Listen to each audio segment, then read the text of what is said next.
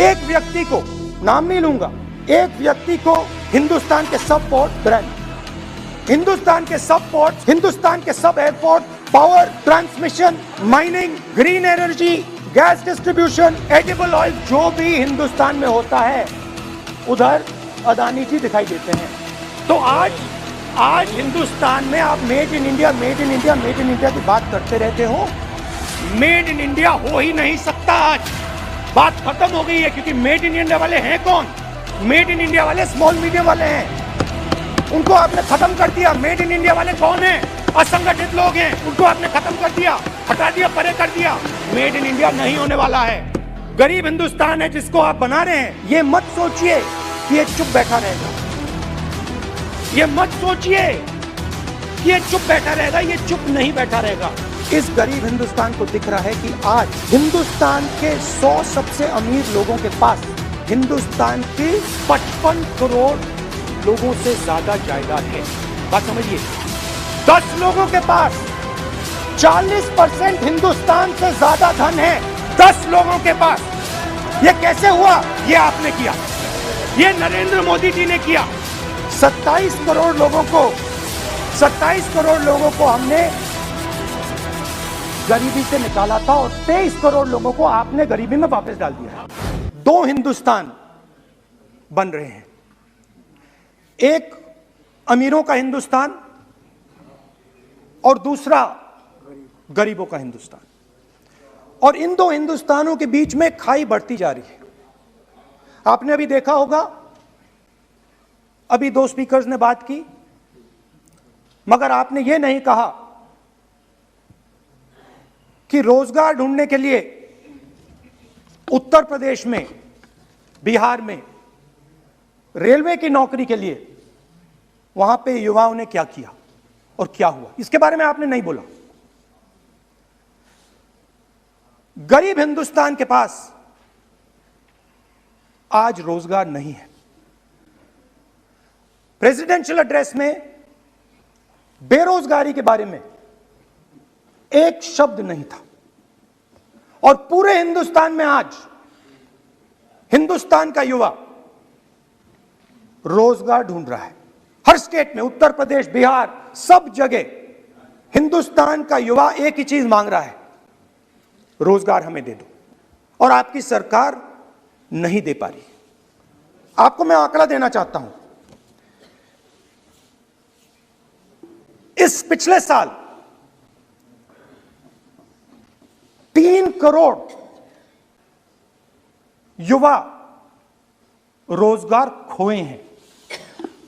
आप बात करते हो रोजगार देने की। 2021 में 3 करोड़ युवा रोजगार खोए हैं। 50 साल से सबसे ज्यादा बेरोजगारी आज हिंदुस्तान में है।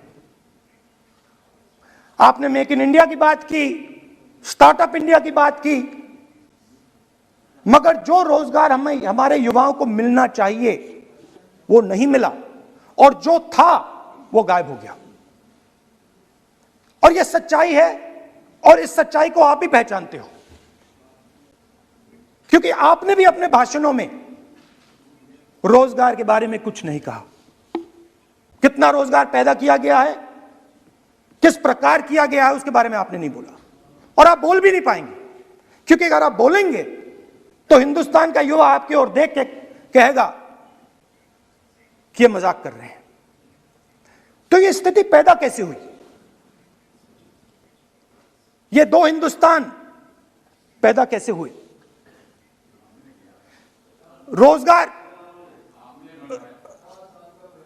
रोजगार स्मॉल और मीडियम इंडस्ट्री और जो हमारा इनफॉर्मल सेक्टर है उधर बनता है। लाखों करोड़ रुपया आपने उनसे छीनकर हिंदुस्तान के सबसे बड़े अरबपतियों को दिलवा दिया। आपने पिछले 7 साल में अनऑर्गेनाइज्ड सेक्टर और स्मॉल और मीडियम इंडस्ट्री पर एक के बाद एक आक्रमण किया है। सात की कर रहा हूं, मैं 60 की भी करूंगा। मैं अपने भाषण में अंत में 60 साल की बात करूंगा आपको खुश करने के लिए। आप ठहर जाइए। मगर असंगठित जो सेक्टर है उस पर आपने आक्रमण किया। कैसे किया? नोटबंदी, गलत जीएसटी और कोरोना के समय जो सपोर्ट उनको देना था आपने नहीं दिया। नतीजा क्या हुआ? नतीजा यह हुआ कि आज 84% हिंदुस्तान के लोगों की आमदनी घटी है और वो तेजी से गरीबी की ओर बढ़ रहे हैं। यूपीए की सरकार ने, आपने पूछा 60 साल की बात आपने कही, यूपीए की सरकार ने 23 करोड़ लोगों को गरीबी से निकाला था 10 साल में। हमारा आंकड़ा नहीं है, हमारा आंकड़ा नहीं है, हमारा आंकड़ा नहीं है। सब जानते हैं। आप हंसिए, हमारा आंकड़ा नहीं है, यह सच्चा आंकड़ा है। 27 करोड़ लोगों को हमने गरीबी से निकाला था और 23 करोड़ लोगों को आपने गरीबी में वापस डाल दिया।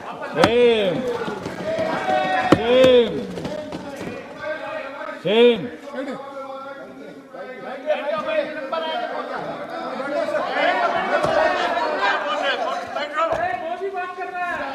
और हो क्या रहा है?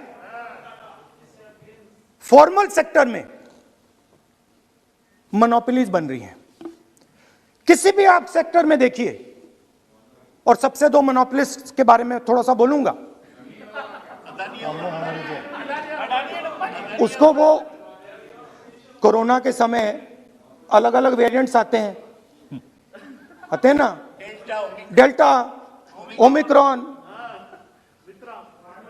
वो AA वेरिएंट है और वो पूरा का पूरा हिंदुस्तान की जो अर्थव्यवस्था है उसके अंदर फैल रहा है। आपने बात उठाई तो मैं उसके बारे में पहले बोल देता हूं। एक व्यक्ति को, नाम नहीं लूंगा, एक व्यक्ति को हिंदुस्तान के सब पोर्ट्स, ब्रांड का नाम अडानी ब्रांड है वो, ब्रांड, हिंदुस्तान के सब पोर्ट्स, हिंदुस्तान के सब airport, power, transmission, mining, green energy, gas distribution, edible oil, जो भी हिंदुस्तान में होता है उधर अदानी जी दिखाई देते हैं।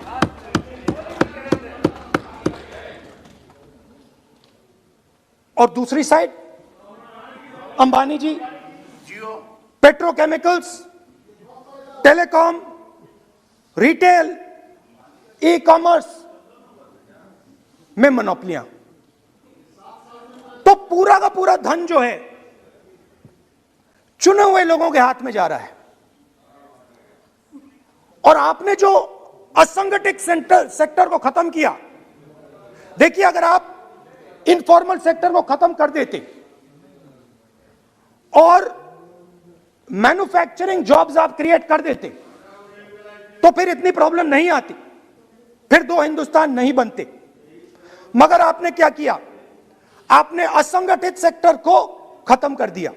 नोटबंदी, जीएसटी, कोरोना, सारे के सारे जो स्मॉल और मीडियम बिजनेसेस हैं उनको आपने बंद कर दिया। बोलने दीजिए। सारे के सारे जो स्मॉल एंड मीडियम इंडस्ट्री है आपने उसको खत्म कर दिया, नष्ट कर दिया। अगर आप उनकी मदद करते और अगर आप उनकी मदद करते, उनको सपोर्ट देते, तो फिर मैन्युफैक्चरिंग सेक्टर तैयार हो सकता था। मगर जो लोग आपका मैन्युफैक्चरिंग सेक्टर बना सकते थे उनको आपने खत्म कर दिया। तो आज हिंदुस्तान में आप मेड इन इंडिया की बात करते रहते हो, मेड इन इंडिया हो ही नहीं सकता। आज बात खत्म हो गई है, क्योंकि मेड इन इंडिया वाले हैं कौन? मेड इन इंडिया वाले स्मॉल मीडियम वाले हैं, उनको आपने खत्म कर दिया। मेड इन इंडिया वाले कौन हैं? असंगठित लोग हैं, उनको आपने खत्म कर दिया, हटा दिया, परे कर दिया। मेड इन इंडिया नहीं होने वाला है। अरे भाई, मेड इन इंडिया करने के लिए स्मॉल और मीडियम इंडस्ट्री को ही बड़ा करना पड़ेगा। बिना स्मॉल और मीडियम इंडस्ट्री को सपोर्ट दिए मेड इन इंडिया हो ही नहीं सकता है। और हो क्या रहा है? दो हिंदुस्तान बन रहे हैं। आप यहां पे भाषण देते रहते हो, नया Hindustan, new India, make in India, और कौन से नारे हैं? Startup India. आप ये बोलते रहते हो और देश में बेरोजगारी फैलती जा रही है। और आप ये मत सोचिए कि ये जो गरीब हिंदुस्तान है जिसको आप बना रहे हैं, ये मत सोचिए कि ये चुप बैठा रहेगा। ये मत सोचिए कि ये चुप बैठा रहेगा। ये चुप नहीं बैठा रहेगा। इस हिंदुस्तान को सब कुछ दिख रहा है। इस हिंदुस्तान को दिख रहा है कि आज, सुनिए, इन लोगों को दिख रहा है कि आज ये आंकड़ा, आप सुनिए, ये आपकी सरकार की देन है, ये आंकड़ा अच्छी तरह सुनिए। इस गरीब हिंदुस्तान को दिख रहा है कि आज हिंदुस्तान के 100 सबसे अमीर लोगों के पास हिंदुस्तान के 55 करोड़ लोगों से ज्यादा जायदाद है। बात समझिए, 10 लोगों के पास 40% हिंदुस्तान से ज्यादा धन है। 10 लोगों के पास। यह कैसे हुआ? यह आपने किया, यह नरेंद्र मोदी जी ने किया। और तो मैं आपको एक सुझाव देता हूं, प्रधानमंत्री जी को आपको सुझाव देता हूं, ये जो दो आप हिंदुस्तान आप बना रहे हैं, इन दो हिंदुस्तानों को जोड़ने का काम जल्दी से शुरू कीजिए। स्मॉल एंड मीडियम इंडस्ट्रीज की मदद करना शुरू कीजिए। जो हमारे बेरोजगार युवाएं हैं उनकी मदद कीजिए। और ये जो आप पूरा का पूरा धन इन्हीं 5-10 लोगों को दे रहे हो, क्योंकि ये आपकी मार्केटिंग करते हैं, आपको टीवी, व्हाट्सएप, फेसबुक पे लगाते हैं, ये काम आप बंद कीजिए, नहीं तो देश का नुकसान होगा। आपका नहीं, देश का नुकसान होगा। स्पीकर सर, आप सब क्यों खड़े हो जाते हो भाई? it reflects a mentality. It reflects a sense that I am bigger than you. You are nobody, I am everybody. That is why I will wear my shoes and you will not. Anyway, going back to the main point. Now, and the final most important point. My understanding is that the RSS and the BJP is playing with the foundations of our country. And they are weakening the foundations of our country. They are weakening the links between our people. They are weakening the links between our languages. Now, they have further weakened the country. They have further weakened the country by ensuring that not a single Indian youngster can get a job. So today, unlike a decade ago, 15 years ago, India is weak. Ask yourselves, why you were not able to get a guest on Republic Day. Ask yourself that question. Don't look surprised. Ask yourself that question. What is happening is that India today is completely isolated. We are completely isolated and surrounded. We are surrounded in Sri Lanka, Nepal, Burma, Pakistan, Afghanistan, China, everywhere we are surrounded. And our opponents understand our position. Please let me speak, because I'm saying something very serious, right? I'm saying something very serious. Let me say it. We have been weakened. The conversation between our people is not taking place. Our institutions are under attack, and we are completely surrounded. The Chinese have a very clear vision of what they want to do. They are very, very clear about what they want to do. And one second, please. The single biggest, you can ask anybody who understands, the single biggest strategic goal of India's foreign policy has been to keep Pakistan and China separate. This is fundamental for India. And what you have done is you have brought them together. Today, do not be under any illusion. Do not underestimate the force that is standing in front of you. Do not underestimate the power that stands in front of us. Do not underestimate it. You have brought Pakistan and China together, and this is the single biggest crime that you could commit against the people of India.